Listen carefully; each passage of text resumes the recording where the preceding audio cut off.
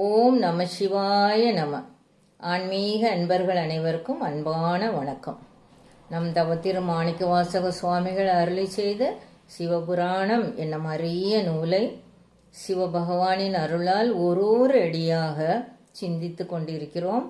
நம் சிறிய அறிவுக்கு எட்டிய அளவில் சிந்திக்கும் இந்த தொடரில் நாம் இன்று பார்க்க போகும் அடிகள் ஆக்கம் அளவு இறுதி இல்லாய், அனைத்துலகும் ஆக்குவாய், காப்பாய், அழிப்பாய், அருள் தருவாய், போக்குவாய், என்னை புகுவிப்பாய் நின் தொழும்பில் என்ற அடிகளை பார்க்கலாம். ஆக்கம் ஆன்மாவிற்கு உடம்பும் கருவிகளும் அது வாழ இடமும் இன்பங்களை அனுபவிக்கும் வாய்ப்பும் இயல்பாக வருவதில்லை. இந்த 4 வகை வாய்ப்பும் ஆன்மாவில் வருமாறு ஆக்கியது இறைவனே. அதனால் இதனை ஆக்கம் என்கிறார் சுவாமிகள். ஒரு தாயும் தந்தையும் ஒரு குழந்தையை பிறக்க செய்வதற்கு துணையாக நிற்பது இறைவனே. விளக்கு தானாக எரிவதில்லை, அது ஏற்றப்படுகிறது. மின்விளக்கில் மின்சாரம் பாயுமாறு செய்யப்படுகிறது. விளக்கு ஏற்றுபவர் வராத வரை விளக்கு எரிய முடியாது.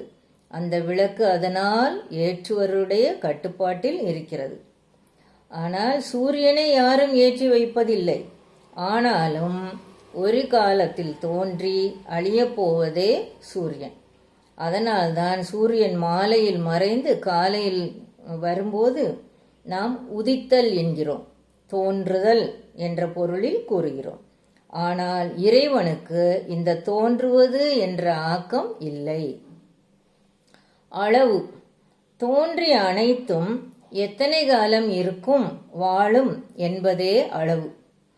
சூரியன் பல்லாயிரக்கணக்கான ஆண்டுகளாக உள்ள பொருள் என்றாலும் அது தினமும் தேய்ந்து கொண்டே வரும் ஒரு பொருள்தான்.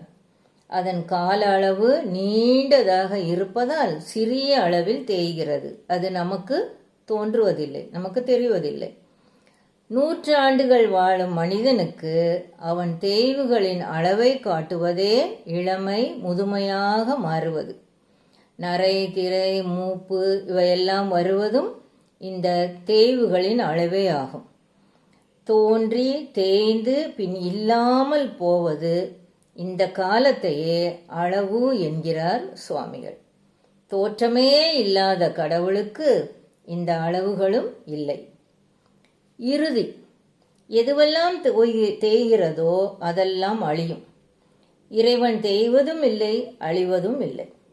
இறைவனுக்குள் மற்றவையெல்லாம் ஒடுங்கி மீண்டும் வெளிப்படும். இதை அறிவிக்கவே இறுதி என்கிறார் சுவாமிகள். இல்லாய் ஆக்கமும் இல்லை, இறுதியும் இல்லை. அதற்கு இடையில் உள்ள கால அளவும் இல்லாய். இதெல்லாம் இல்லாதவன் என்று கூறுகிறார் சுவாமிகள். மேலும் பிரபஞ்சத்தை ஒடுக்கிக் கொள்ளும் மகா சங்கார காலமும் அதன் பின்னே மீண்டும் படைப்புகள் உருவாவதும் இப்படி மாறி மாறி தோன்றி வளர்ந்து முடியும் நிகழ்ச்சிகளும் அளவுக்கு உட்படாதவை. இவை எப்போது தொடங்கியது எப்போது முடியும் என்பதை அளக்கவே முடியாது என்பதை உணர்த்தவே ஆக்கம் அளவு இறுதி இல்லாய் என்று கூறுகிறார் சுவாமிகள். அனைத்து உலகும் சூரியன் பூமி பிற கிரகங்கள் என்ற ஒரு சூரிய குடும்பமே உலகு என்று சொல்லப்படும். இப்படி கோடி கணக்கில் உலகங்கள் உள்ளதாக கூறப்படுகிறது. இவை அனைத்தையும் சேர்த்து அனைத்து உலகும் என்கிறார் சுவாமிகள். அனைத்து உலகமும் வெளியில் மட்டுமல்ல, அவை இந்த பிண்டமாகிய உடம்பின் உள்ளேயும் இருக்கிறது.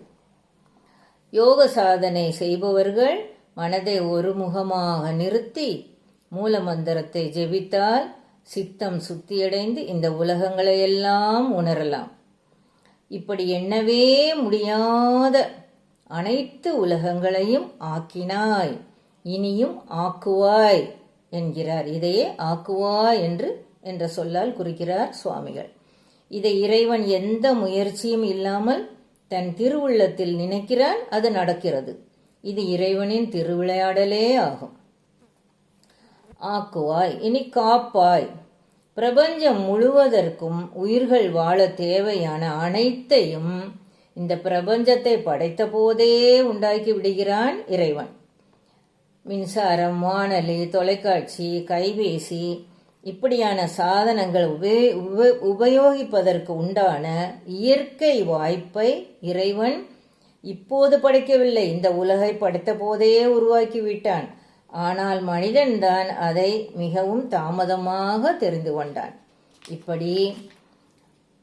இப்படி அனைத்து உலகங்களையும் காத்து வருகிறான் இறைவன். அது வெளியே உள்ள உலகாயிருந்தாலும் நம் உடம்பின் உள்ளே உள்ள உடம்பில் உள்ள உலகுகளாயிருந்தாலும் எல்லாவற்றையும் காக்கிறான். இனியும் எதிர்காலத்திலும் காப்பாய் என்று கூறுகிறார் சுவாமிகள். அழிப்பாய். மனித முயற்சியால் உருவாகாத இந்த பிரபஞ்சத்தை மனிதனால் ஒருபோதும் அழிக்க முடியாது. புயலும் வெள்ளமும் ஒரு சில பகுதிகளை மட்டுமே அழிக்கும். பிரபஞ்சம் முழுவதும் அழிப்பது இறைவன் ஒருவனால் மட்டுமே முடியும். நம் உடம்பின் உள்ளும் இதுபோல் நாள்தோறும் தோன்றுபவை, வாழ உதவுபவை, தானே அழிபவை என்று 3 செயல்கள் எப்போதும் நடக்கின்றன. உதாரணமாக, நம் உடம்பில் உள்ள இரத்த அணுக்கள் 70% நாள்தோறும் அழிந்து புதிதாக உருவாகிறது. இப்படி பல செயல்களும் கடவுள் வகுத்த நியதிக்கு உட்பட்டே நடக்கிறது. அருள் தருவாய். இறைவனுடைய பஞ்ச கிருத்தியம் என்னும் 5 தொழில்களான படைத்தல், காத்தல், அழித்தல், மறைத்தல், அருளல் என்பனவற்றில் அருளல் என்பது கடைசியாக வந்தாலும் இந்த இறைவன் அருளால்தான் மற்ற எல்லாமே நடக்கிறது என்று உணர்த்தவே அருள் தருவாய் என்கிறார் சுவாமிகள். போக்குவாய் என்னை. இறைவனின் 5 தொழில்களில் 4வதாக வரும் மறைத்தல் என்ற செயலை குறிக்கவே போக்குவாய் என்கிறார் சுவாமிகள். வினைகளை கழிப்பதற்காக ஆன்மாவிற்கு பிறவியை கொடுத்து, உடம்பு, கருவிகள் எல்லாம் கொடுத்து இந்த உலகத்திற்குள் போக விடுகிறான் இறைவன். பொய்யான பொருட்களை கொடுத்ததால் உயிர்களுக்கு உண்மையை அறிய முடியவில்லை. இறைவன் அறிவுக்கு எட்டாமல் நெருக்கிறான். கண்ணை கட்டி காட்டில் விட்டது போல எந்த ஞானமும் இல்லாத என்னை ஆற்றலில்லாத கருவி கரணங்களை கொடுத்து போகவிட்டான். எல்லா வகையான அனுபவங்களையும் நுகர்வதற்காக இப்படி போகவிட்டான். புகுவிப்பாய் நின் தொழும்பில். தொழும்பு என்றால் அடிமையாகுதல் என்று பொருள். உலகில் பிறப்பெடுத்து இன்ப துன்பங்களில் உழன்று இனி இறைவனின் அருளே எனக்கு தேவை என்று உயிர்கள் உணரும் போது இறைவன் அருளாகிய திருவடியை காட்டி தனக்கு தொண்டு செய்யுமாறு புகச் செய்கிறான். இறைவனின் வலிமையையும் அருளையும் உணரும்போது நம்மை அறியாமல் இறை தொண்டில் ஈடுபடுகிறோம். அதையே இங்கே நின் தொழும்பில் என்னை புகுவிப்பாய் என்கிறார் சுவாமிகள். மேலும் தொழும்பு என்றால் முதுமை என்றும் ஒரு குறிப்பு உண்டு. முதுமை அடைவதும் முதுமையில் தளர்ந்து போவதும் தண்டனை அல்ல, இறைவனை நெடுநேரம் நினைக்க கிடைத்த வாய்ப்பாகும். தோற்றமும் அழிவும் இல்லாதவனே, உன் அருளால் எல்லா உலகங்களையும் ஆக்குவாய், காப்பாய், அழிப்பாய். உன் அருளால் என்னை உலக அறிவில் செலுத்தி இன்ப துன்பங்களை அனுபவிக்க வைத்து இறுதியில் உன் திருவடியை காட்டி உனக்கு தொண்டு செய்யுமாறு புகுவித்தாய் என்று மாணிக்கவாசக சுவாமிகள் இந்த 3 அடிகளில் மொத்த புராணத்தையும் உணர்த்துகிறார்கள். ஓம் நம சிவாய நம. வெற்றிவேல் முருகனுக்கு அரோகரா.